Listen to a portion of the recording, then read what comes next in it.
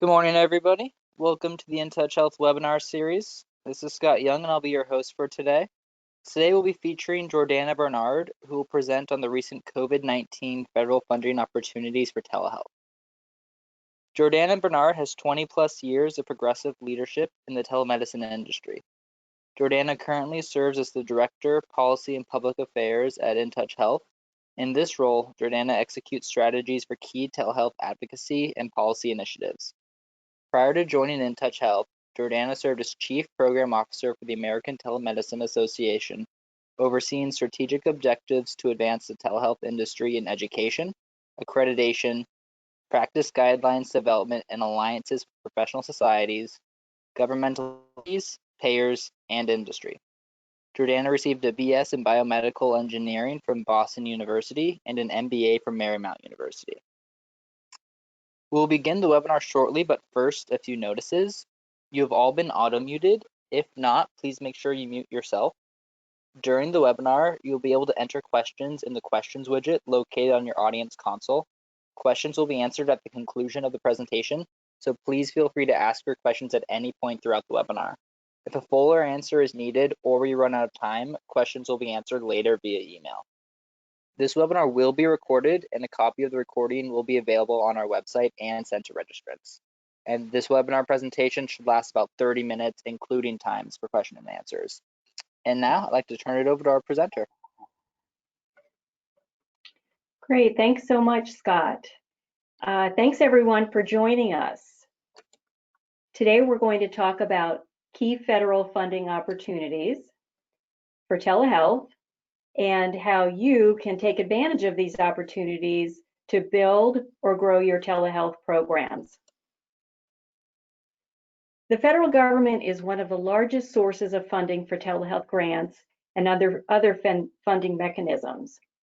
Many federal agencies, and including CMS's Center for Innovation, CMMI, have a long history of offering funding support to the public to advance access, utilization, and evaluation of telehealth services.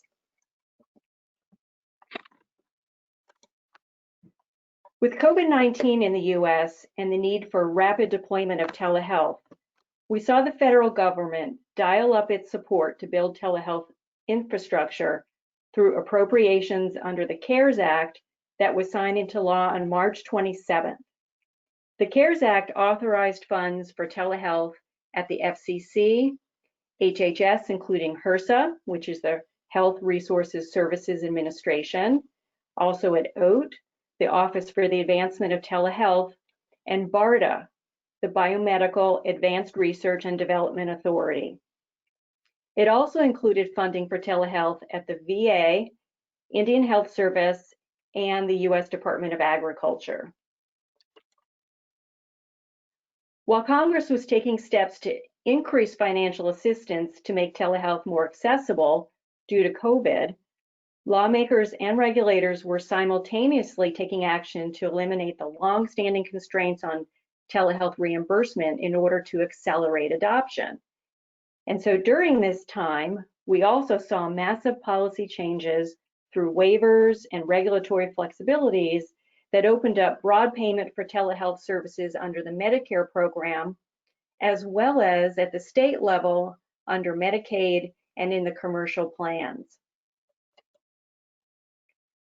So what's available for telehealth funding right now? Well, I'm excited to say that we've identified a number of great funding opportunities for broad use of telehealth at the FCC, HRSA, and the USDA.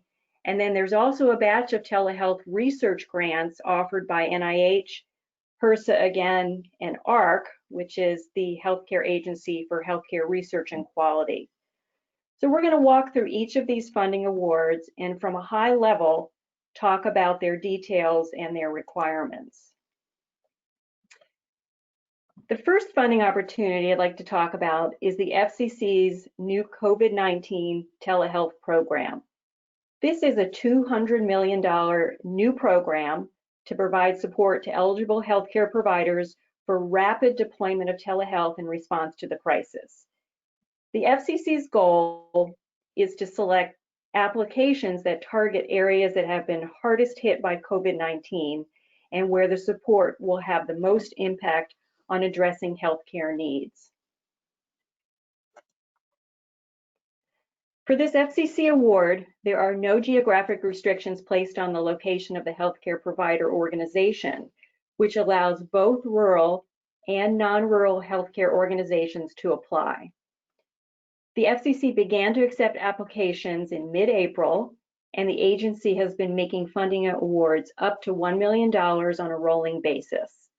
And new awards will continue to be made until funding is exhausted or the pandemic has ended. This funding opportunity is not a grant per se, but rather it uses a reimbursement model that distributes funds to awardees through a monthly invoicing process requiring supporting documentation. You can find the online application, detailed instructions, FAQs, a video, and a host of other helpful resources about how this award works on the FCC's website at fcc.gov.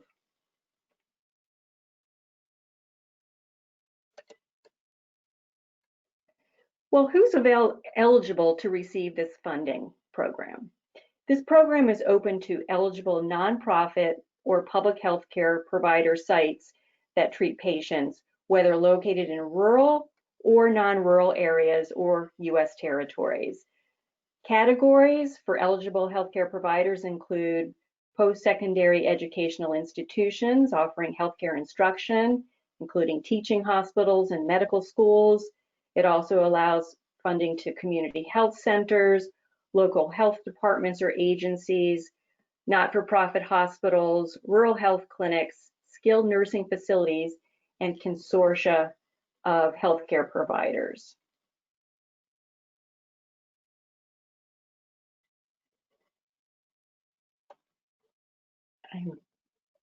Rachel, can you help me advance to the next slide? Oh, there we go. Awesome, thank you. The FCC's COVID program provides eligible healthcare providers with support to cover costs for telecommunications, the information services, which includes the telehealth and remote patient monitoring platforms, services, and devices, and the connected devices necessary to provide telehealth services to patients in response to the coronavirus pandemic. Funds may be used to purchase or lease telehealth hardware, software, and services. However, any recurring charges, such as monthly broadband connectivity or other services, are only covered through September 30th. In this FCC program, funds are meant for the services themselves.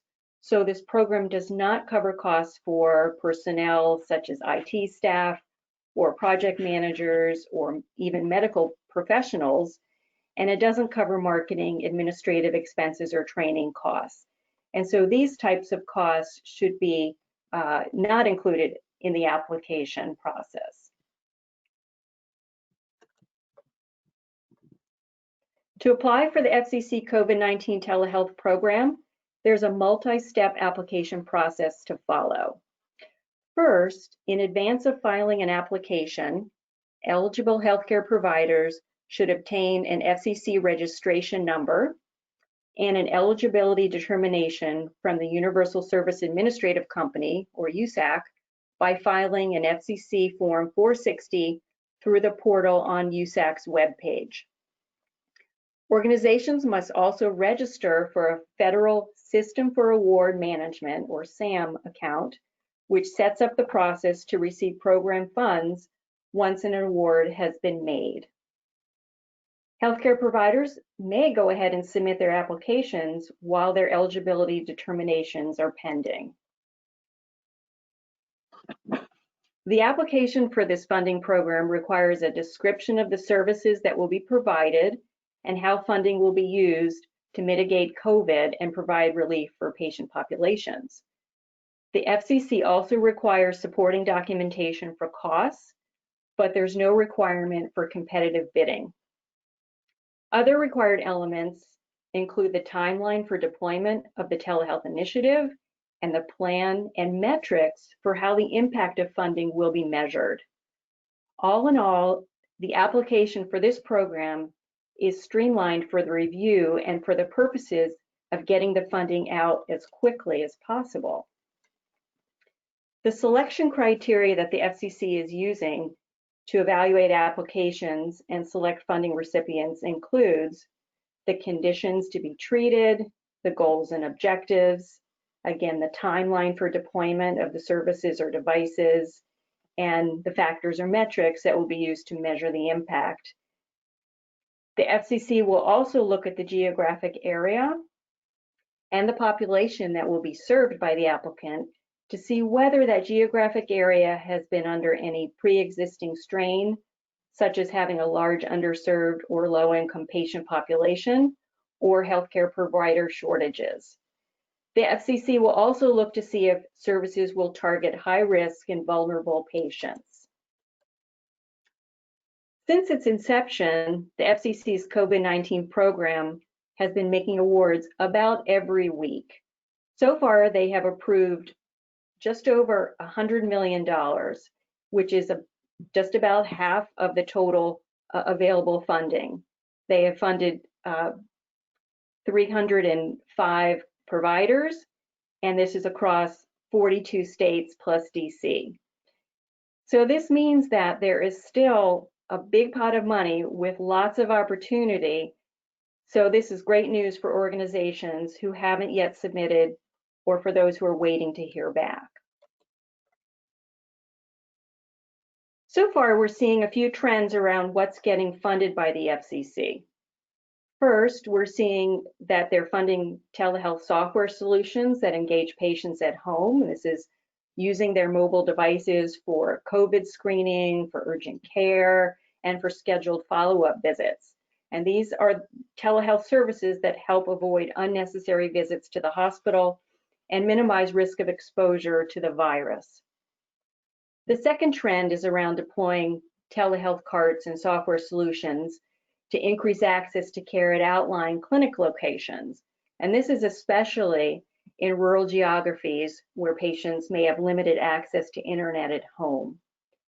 Similarly, these types of visits are also being used for screening, urgent care, and follow-up visits. And again, these avoid visits to the ED and the hospital. And thirdly, there's funding for telehealth carts for specialty consultations in the emergency department or for inpatient critical care, hospitalist services, and other med-surg use cases.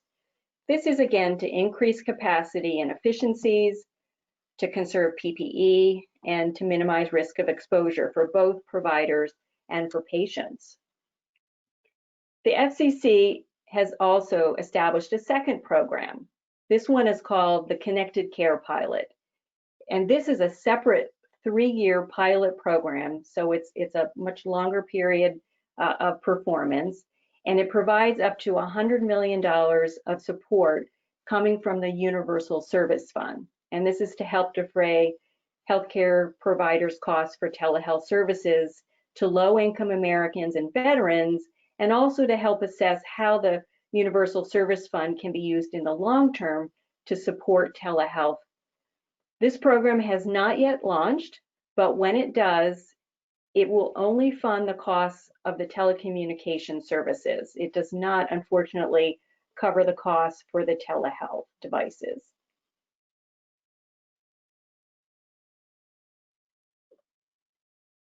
Rachel, can you please advance?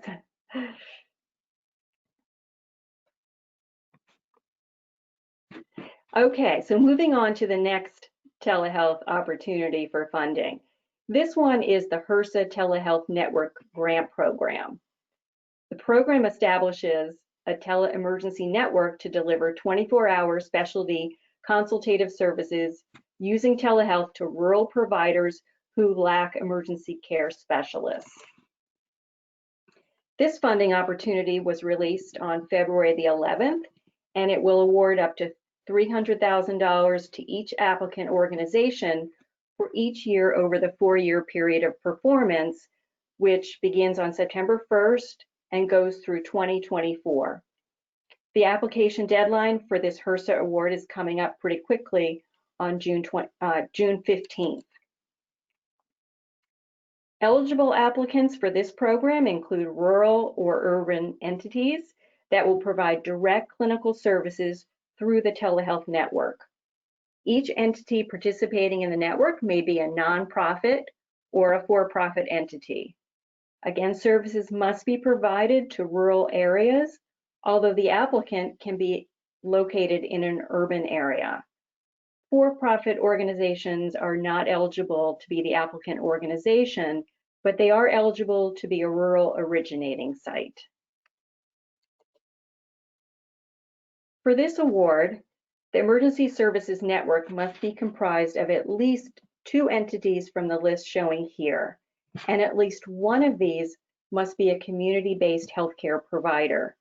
These include hospitals, emergency departments, EMS, health centers, outpatient mental health providers, healthcare providers in private practice, long-term care, and emergency care. It also includes publicly funded health or social service agencies, entities operating dental clinics, and institutions of higher education. For this funding opportunity, it's important to look at the full application guide and the notice of funding opportunity, which can be found online at the link provided here.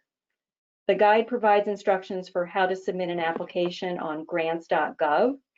It also provides a complete checklist of all required elements of the submission, which will include an abstract, project and budget narratives, other attachments, and letters of commitment and support. And the notice of funding opportunity addresses additional program-specific instructions. Okay, so the next funding opportunity I'd like to discuss is the USDA's Distance Learning and Telemedicine Grant Program, or DLT. The DLT program awards support for telemedicine services and distance learning in rural areas. Applications for the DLT program get submitted through grants.gov, and they must be received by July 13th, which is actually the second application window for this program in fiscal year 2020. Funds that were not awarded under Window 1 will be made available under Window 2, along with $25 million received from the CARES Act. This program offers awards up to $1 million, and it requires a 15% match by the applicant organization. Specific instructions and requirements for completing an application for this grant can be found in the program application guide and resources on the USDA at the link provided here, as well as at grants.gov. DLT awards are anticipated to be announced by September 1st. Again, the focus of the DLT program is rural education and healthcare. So for telehealth, the originating site must meet the rural requirement, although the award does allow the distance site provider's location to be either rural or urban. Eligible applicant organizations include most entities that provide education or healthcare using telecommunications, and these include state and local government entities, federally recognized tribes, nonprofits, for-profits, and consortia of eligible entities. The DLT program funding may be used for both telehealth and telecommunications, as well as for the costs of training and other technical assistance. All right, so those are the broad telehealth funding opportunities that are available today. And now I'd like to pivot to talk about 3 other research-focused telehealth grants that are currently open. First, there's an ARC grant, and this opportunity invites applications for funding up to $1 million per award to support studies evaluating the healthcare delivery system during COVID-19. This award is open to small businesses, for-profits, nonprofits, Native American tribal, city, or township governments, private, public, or state-controlled institutions of higher education, and independent school districts. Applications for this grant are due by June 15th.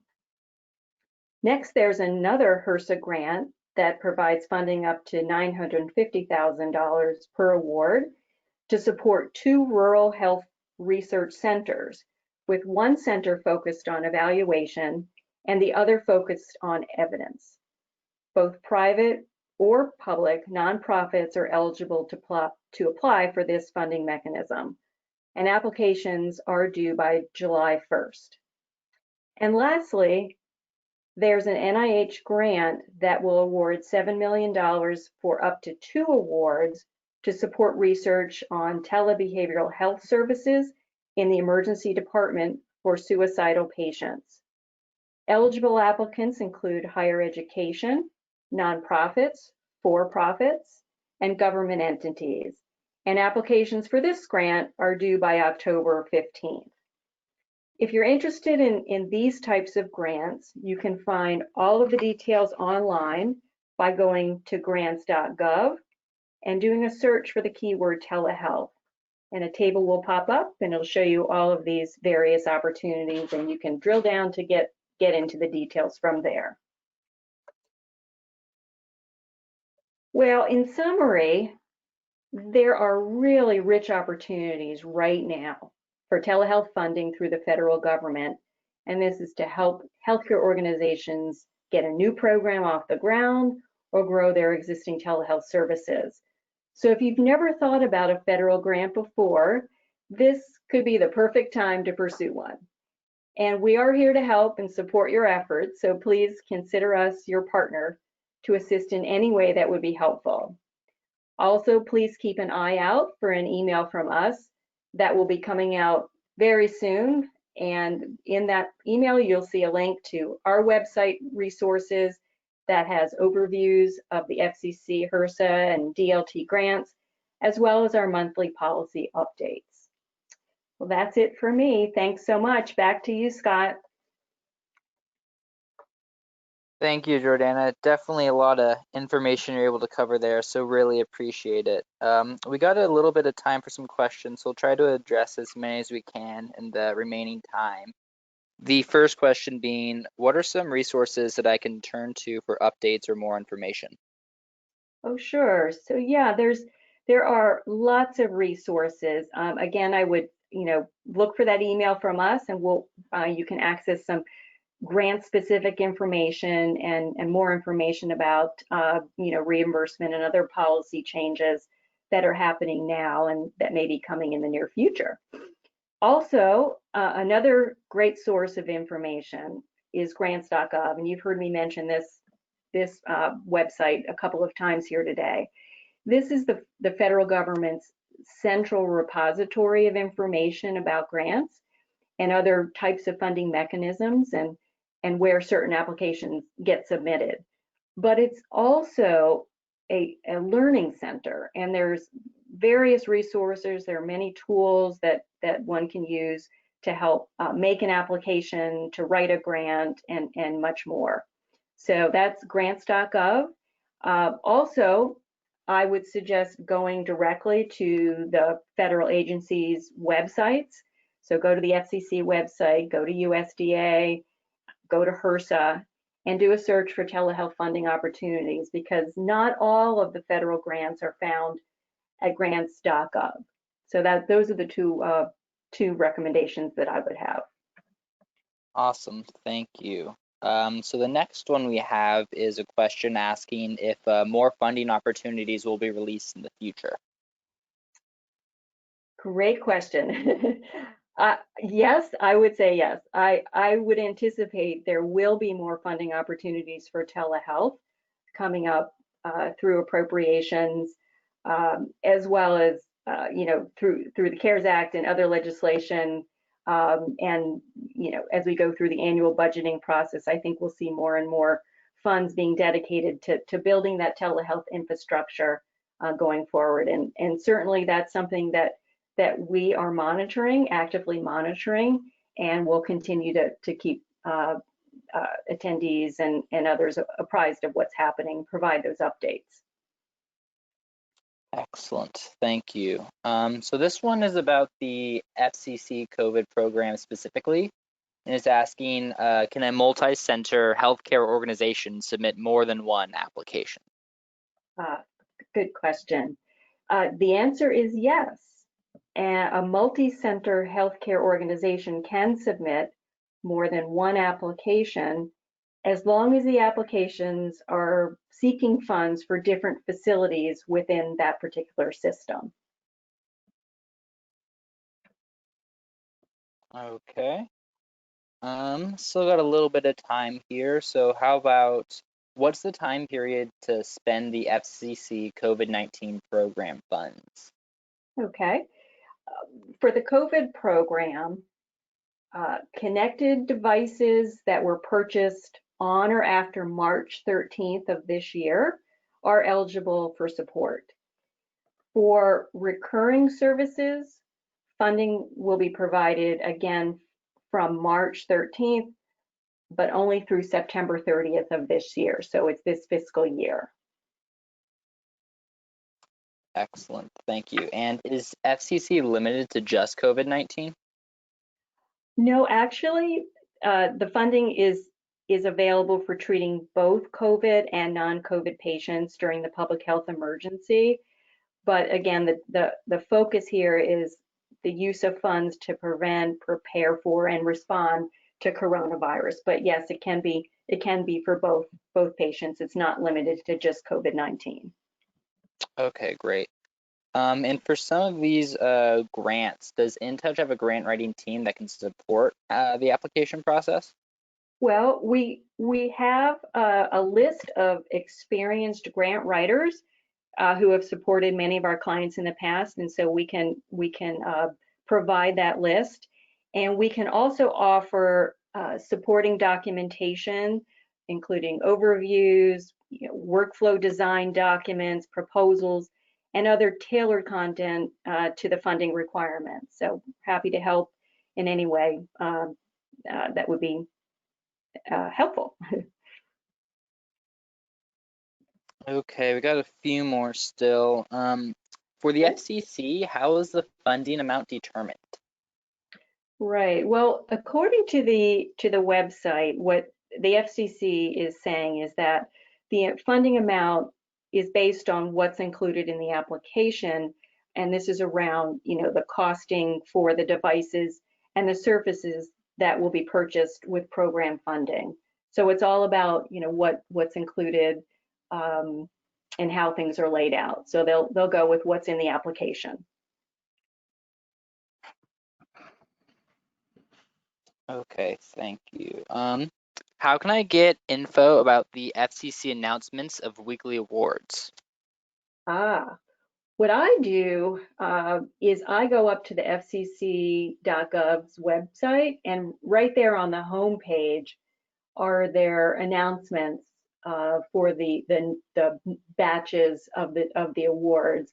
And so you can go in there and you can actually see the press release and then the list of the awards. And again, we're seeing these come out just about weekly. Seems like Wednesdays are the big day.